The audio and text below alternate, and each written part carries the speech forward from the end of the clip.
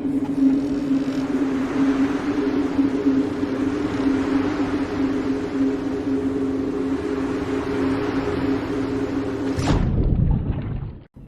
everyone to the Moisky News. For some point in October 2021, it's either the 12th or 13th of October, it entirely depends on when I can be bothered to edit this. Today I'd like to take a break from the UK, which I regularly comment on, and of course the odd comment aimed at America, to instead talk about the European Union. We don't do that much on this channel since the United Kingdom left. We don't really have dealings with them. Granted, when it comes to the fuel shortage, the driver shortage and other issues related to trade, of course I might want to dabble, but in reality you guys aren't as interested in that, and I can fully understand that. It's up there with Corona-chan. It's pretty boring, I know. So instead we're going to talk about Poland, because twice, in the space of 2 months, they as a nation have been trending on Twitter. The first time was because the EU, the European Union, called for its Court of Justice to implement a daily penalty payment on Poland to ensure that Poland complied with a July order to suspend a mechanism that was set up by the Polish government to discipline judges, with Polish Justice Minister, unpronounceable names but lots of Zs, saying in a press conference that the EU's aggression towards Poland and the request is an attempt to limit the nation's sovereignty and is therefore by extension an attack on the Polish legal order, which does raise a rather interesting sign when it comes to Poland and its place within the EU. They, Poland, would rather treat it as a trade agreement, but also perhaps some minor, let's say, rules and laws that benefit them, but not ones that tear apart their sovereignty, because they consider themselves a nation, which is the first mistake when you're a part of the EU. So this move comes as the EU and Poland continue to have tensions over the COVID-19 recovery funds, EU law, press freedom, and LGBTQ rights in Poland. No doubt because Poland is not as progressive by comparison to that of what the EU thinks all its member states should be. Which is hardly a surprise. Poland's government is a right-leaning nationalist government. You cannot impose these ideas onto them. Now skip ahead a month, and again, Poland was trending because of a BBC article titled "Poland Stokes Fears of Leaving EU in Polexit." I see what you've done there.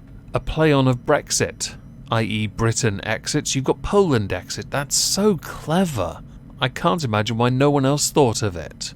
The article in question starts by talking about how Poland's Prime Minister, Mateusz Morawiecki, is challenging one of the European Union's core legal principles, which has been escalated by his government, with many then believing it will then lead towards Poland exiting the European Union. France believes such an exit is a de facto risk. The German foreign minister rebuked Poland because Poland wants to listen to Germany. They have such a great history together. What I find fascinating early on in this article is that France and Germany are the ones called upon to do the bullying. Right. I can't imagine why. Ursula von der Leyen said that our utmost priority is to ensure the rights of Polish citizens are protected, and that Polish citizens enjoy the benefits granted by membership of the European Union. The issue here is the EU's values do not align with Poland's. You know this because of who's in charge. You can say some, but you can't say the majority. And there are protests? Of course there are. But do they represent the majority of the country? You are pushing a global ideal, or a continental ideal, that you would like to be global, but will never be global. Seriously, do your freaking homework. On Thursday, Poland's Constitutional Tribunal ruled that key articles of one of the EU's primary treaties was incompatible with Polish law, which in effect rejects the principle that EU law has primacy over national legislation in certain judicial areas, something which I fully support. The EU's a trade agreement, remember?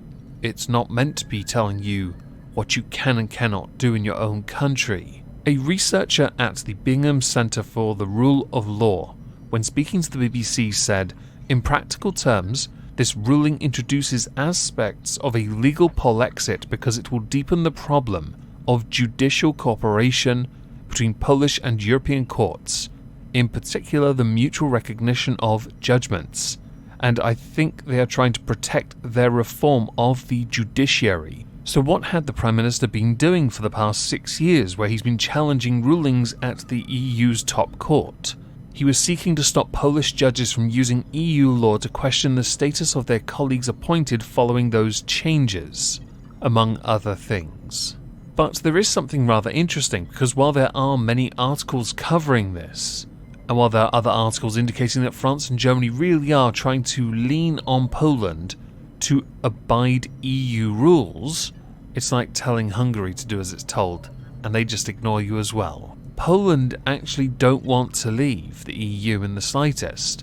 They may have a right-leaning nationalist government, but they themselves don't actually want to leave at all, something that has been confirmed by the chairman of the ruling party. Yet others, including Donald Tusk, who now heads Poland's largest opposition group, believes that the government is trying to do this. It's nice to see the former European Council president up to something useful by fronting Civic Coalition. This has all led to some speculation that perhaps what is going on here is Poland is playing hardball to try and get a compromise with Brussels. But if they learned anything from Brexit, it's we don't negotiate with terrorists. Make of that what you will. I'm British, so work it out. And while that is some rather interesting food for thought, the editor-in-chief of the pro-government magazine Weekly told the BBC that Polexit was unimaginable and unrealistic, although he did concede that the topic was now a matter of discussion. So I guess the end point here is the government saying one thing and they're challenging the EU on sovereignty because they value it above all other things. As a nation, when they joined the EU, they were quite a weak country. Not so much now. So they're trying to stand up for themselves, and they are well within their rights to do so. Now, as we are finished with this subject of today, I'd very much like to know what you all think. So please consider letting me know in the comments down below, and if you enjoyed the video, smashing the like. Thank you all very much for listening, and do have yourselves a lovely day.